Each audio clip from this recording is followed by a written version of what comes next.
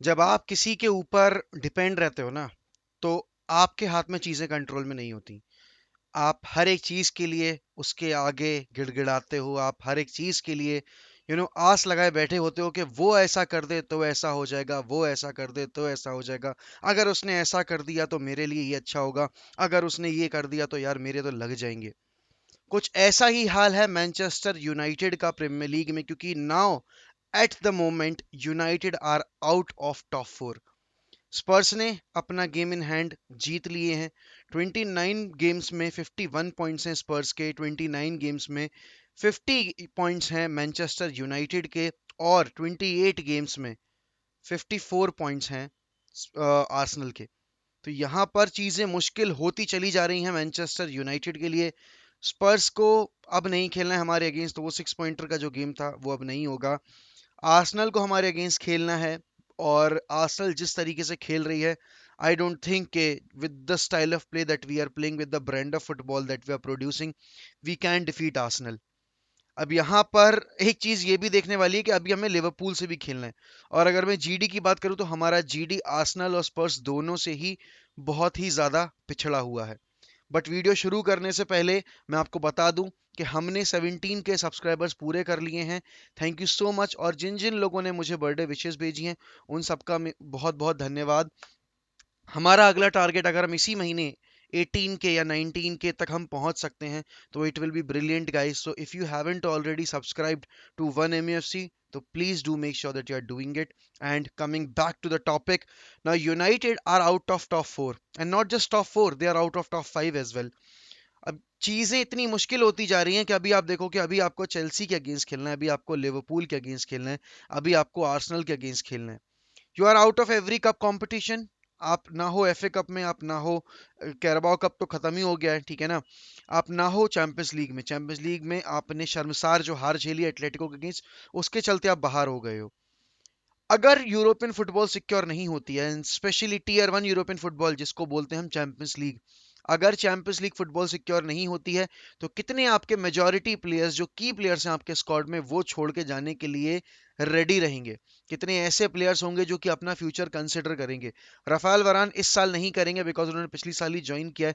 But at the moment if I have to see कि किस किस का कॉन्ट्रैक्ट अभी अधर में लटका हुआ है, तो पहला नाम इस टीम में आता है ब्रूनो फर्नांडिस का। क्योंकि Bruno is that kind of a player जिसने हमें 2 सीजन में इतना अपलिफ्ट किया, जिसकी वजह से हमने 2 सीजन लगातार चैंपियंस लीग फुटबॉल खेली। और पिछले सीजन अगर हम चैंपियंस लीग से निकलकर यूरोपा के फाइनल तक भी पहुंचे, तो Bruno Fernandes was the main reason. उसके अलावा you have got Paul Pogba, जो अभी भी अपना कॉन्ट्रैक्ट रिन्यू नहीं कर पाए हैं। बातें चल रही हैं, नेगोशिएशन चल रहे हैं, बट बिना चैंपियंस लीग फुटबॉल के साथ आई don't think Paul Pogba would stay at Manchester United. तीसरा नाम इस लिस्ट में आता है क्रिस्टियानो रोनाल्डो का। रिपोर्ट्स ये आ रही हैं कि Ronaldo will respect his contract and will stay at Manchester United irrespective of you know their qualification in the Champions League और not. But I really don't believe in all these news, because यहाँ पे आप देखो कि Ronaldo is not a player who is who will be turning any younger. He is aging, he will be 38 in the upcoming February. तो वो अपना career एक ऐसे क्लब में वो भी करियर के आखिरी दिन एक ऐसे क्लब में नहीं बताना चाहेगा जो कि एम्बिशियस नहीं है। अब कल बीती रात David Ornstein tier 1, specially regarding Manchester United tier 1 source हैं, और द एथलेटिक के हवाले से ये रिपोर्ट आई है कि United are doing their level best to make sure कि वो मार्च के एंड तक अपना मैनेजर कंफर्म कर दें। ये चीजें इतनी मुश्किल पता है क्यों होती हैं? क्योंकि आप जिन 2 मैनेजर्स को चेस कर रहे हो, या आप 3 को भी कर रहे हो, वो ऑलरेडी ड्यूटी बाउंड है। आप अगर एरिक टेन को कर रहे हो, तो he is at Ajax, and Ajax भले ही चैंपियंस लीग से बाहर हो गई हो, they are performing really well in the domestic leagues and cups. PSG on the other hand bottled against Monaco, 3-0 से हार गए कल रात वो, and it was a dreadful performance once again. The mentality of the manager comes into play, the mentality of the players obviously comes into play, but it's the manager who is making them play into that specific game style. अब यहाँ पर चाहे Pochettino आए, चाहे Erik ten हैग आए, वो champions league का सिक्योरेशन इसलिए ज्यादा जरूरी है क्योंकि आप अगर किसी भी प्लेयर को जाकर चेस कर रहे हो, तो आप ये देखो कि आपके कंपटीशन में Chelsea, Liverpool, man city, even Arsenal अगर क्वालिफाई कर जाती है तो वो बैठी हैं। Now players Decent players and good players will always choose to play for a club who is in the Champions League and whose project is more exciting. I don't see United's project as exciting as Arsenal's, and that's a fact. I don't have to, lie on camera कि नहीं मेरा club अगर मैं support कर रहा हूँ तो मेरा क्लब बढ़िया कर रहा है. We are not doing well and we have to accept the reality. Now on the other hand, अगर मैं प्रोजेक्ट वाइज बात करूं तो बार्सिलोना का प्रोजेक्ट इस वक्त सबसे ज्यादा एक्साइटिंग है बिकॉज लास्ट नाइट उन्होंने जो मैड्रिड के साथ किया है भाई, अपने होम पर मुझे लिवरपूल और यूनाइटेड की हाइलाइट्स याद आ गई सीरियसली. हम 5-0 हारे थे, रियल मैड्रिड 4-0 हारी है अपने होम पर. एंड नाक जो है रियल मैड्रिड की वो रगड़ दी गई कल. They were the second best team, but इसके बारे में मैं बात करूंगा अपने दूसरे चैनल पे, मोक अनस्क्रिप्टेड पे. और अभी इस वक्त पे अब आप ये देखो कि when you are on sixth position और अब आप अगर आर्सेनल के अगेंस्ट पॉइंट्स ड्रॉप करते हो या आप लिवरपूल के अगेंस्ट पॉइंट्स ड्रॉप करते हो या आप अपने बचे हुए किन्हीं भी 9 गेम्स में पॉइंट्स ड्रॉप करते हो तो you will be out of top 4. There will be no Champions League football. The revenue generation will be much lesser than it usually does जब आप चैंपियंस लीग फुटबॉल खेल रहे होते हो. तो देखते हैं किस तरह का अप्रोच रहेगा यूनाइटेड का ट्रांसफर मार्केट में और कितनी जल्दी हम एक डिसीजन ले पाएंगे हमारे मैनेजरियल सिचुएशन के ऊपर. अब वहां रहने एक चचा हमारे वेस्ट इंडीज में जाकर टेस्ट मैच देख रहे हैं, पता नहीं टेस्ट मैच में वो किसको स्काउट कर रहे हैं, मुझे तो समझ में नहीं आ रहा. बट ठीक है, रैनिक का इन्वॉल्वमेंट इस सिलेक्शन में काफी ज्यादा क्रूशल है और हर एक चीज पर रैनिक का कंसल्टेशन लिया जा रहा है बिकॉज अल्टीमेटली 2 साल के लिए रैनिक कंसल्टेशन रोल में ही रहेंगे.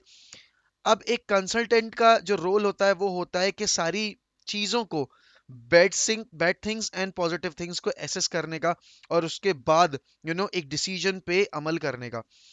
यहाँ पर हमें ये देखना पड़ेगा कि हमारे बोर्ड लेवल पे जितने भी लोग बैठे हुए हैं वो फुटबॉल एंथुजियास्ट नहीं है, they are money driven people. Now when a club is been run by money driven people they don't really care कि फुटबॉलिंग पिच पर टीम कैसा परफॉर्म कर रही है बिकॉज अल्टीमेटली फाइनेंशियल बेसिस पर they are earning lots of money. अगर आप यहाँ पर नंबर 9 लेकर आ रहे हो, अगर आप कवानी और मार्शल को जाने दे रहे हो तो आपको टारगेट करने पड़ेंगे एनकुंकू या फिर जोनाथन डेविड. आर्सेनल भी प्रेफर कर सकता है अगर आर्सेनल के पास जाती है चैंपियंस लीग की फुटबॉल नेक्स्ट सीजन के लिए. हम क्या करेंगे, हम कैसे अपना स्क्वाड बिल्ड कर पाएंगे, इस पर मैं एक नई वीडियो बनाऊंगा कि कौन से ऐसे 4 प्लेयर होंगे या 5 प्लेयर होंगे जिनको यूनाइटेड टारगेट कर सकती है और कौन से वो 5 प्लेयर होंगे जिनको यूनाइटेड को ऑफलोड करना ही करना पड़ेगा because of our wage structure. Wage structure की वजह से हम बहुत ज्यादा कॉम्प्लिकेशंस फेस करते हैं कॉन्ट्रैक्ट नेगोशिएशन में, क्योंकि जब एक अच्छा प्लेयर देखता है कि इस क्लब में एवरेज प्लेयर्स को भी इतनी hefty सैलरी मिल रही है तो हम क्यों नहीं डिजर्व करते हैं. बिकॉज अल्टीमेटली हर कोई चाहता है कि भाई वो अगर क्लब में आ रहा है, वो इतने बड़े क्लब में आ रहा है जिसकी फाइनेंशियल कंडीशन इतनी ज्यादा स्ट्रांग है, तो वो ज्यादा ज्यादा पैसा अर्न करे. अब यहाँ पर एरिक टेनहैग की सिचुएशन में डेविड ऑन्सी ने कल ये बोला है कि Erik ten Hag is leading the race to be the next Manchester United manager. अभी इस वक्त पर कहानी 60-40 बनी हुई है. 60% of the chances that Eric Ten Hag will be the new manager of Manchester United, and he's really excited to join the club and to help the club in the rebuilding phase. But I'll tell you one thing कि आप 2 साल तक कोई भी trophy expect मत करना Eric Ten Hag के tenure में.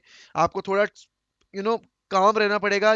You can not ask for results straight away अगर वो आता है बिकॉज रीबिल्डिंग फेज है. आर्टेटा को भी 1.5 साल लग गए, ठीक है ना, चीजें सुधारने में. तो अल्टीमेटली आपको भी ये थोड़ा सा पेशेंस दिखाना पड़ेगा. हर कोई बार्सिलोना नहीं होता जो 6 महीने के अंदर पूरा काया पलट कर दे अपने क्लब का. बिकॉज बार्सिलोना के बोर्ड लेवल पे काम करने वाले बंदे उनके फेवर में काम करते हैं, उनके फुटबॉलिंग क्लब के लिए काम करते हैं, हमारे वाले नहीं करते हैं. तो ये रियलिटी हमें एक्सेप्ट करनी पड़ेगी और उस रियलिटी के साथ ही हमें आगे बढ़ना पड़ेगा कि नया मैनेजर चाहे पोचेटिनो आए चाहे एरिक टेनहैग आए, भले ही आपको दोनों में से एक ना पसंद हो, बट अगर वो आ जाता है तो आपको उसके साथ खड़ा होना है, आपको उसको सपोर्ट करना है और आपको सोशल मीडिया पे जाकर चुतियापे मचाने से अपने आप को कंट्रोल करना है. बिकॉज ये मान के चलो कि 1.5 सीजन तक आपको कोई पिक्चर क्लियर नहीं होगी कि ये टीम किस डायरेक्शन में जा रही है, क्योंकि अल्टीमेटली एक सीजन के बाद आपको क्लियर आइडिया लगता है कि ये टीम किस लेवल पे जाके ग्रो करेगी और इसका एक्चुअल में ग्रोथ रेट क्या होगा, इसमें कौन से प्लेयर्स आना चाहेंगे कौन से नहीं आना चाहेंगे. और ब्रूनो फर्नांडिस का जो सिचुएशन बनी हुई है, he is demanding a better salary जो कि वो डिजर्व भी करता है considering his status in the club. और एरिक टेन के केस में एक चीज ये भी है कि इन्वॉल्वमेंट जो है वो गोलकीपर का बढ़ जाएगा। अब उस केस में कौन हमारा नंबर वन कीपर होगा, whether it be David de Gea और whether it's going to be Dean Henderson, ये देखने वाली बात होगी। I personally want David de Gea, but if the manager doesn't want him to be the number one, I wouldn't be crying over it, because ultimately is the decision of the manager and he is the responsible person, जो manage करेगा club को। तो he is the he has the better knowledge, इसीलिए he is the manager in a top club like Ajax at the moment. And अगर वो United में भी आता है या फिर पोचेटिनो भी आता है, I am not considering his PSG tenure, because वो एक फुटबॉल टीम है ही नहीं। But let's see what will happen. तो आप कमेंट में बताइए कौन से ऐसी कौन सी मिसिंग कड़ी है जो कि यूनाइटेड को एक बेटर क्लब बना सकती है। और यहाँ पर क्या यूनाइटेड टॉप फोर सिक्योर कर पाएगी सीजन के एंड तक या नहीं। और अगर अभी तक आपने वन एमयूसी को सब्सक्राइब नहीं किया है तो do make sure that you are subscribing to one MUC. Don't forget to like this video, because highlight होती हैं ये चीजें। आप जितना ज्यादा कमेंट करोगे, जितना ज्यादा वीडियो पे लाइक करोगे, उतना ज्यादा हमारे चैनल को ग्रोथ होने में हेल्प मिलेगी, क्योंकि हमारा चैनल और लोगों की नजरों में आएगा। So thank you so much once again for all the birthday wishes. Means a lot. Keep supporting 1MFC. Keep supporting Manchester United. We'll always keep the red flag flying high, guys, as Manchester United will never die.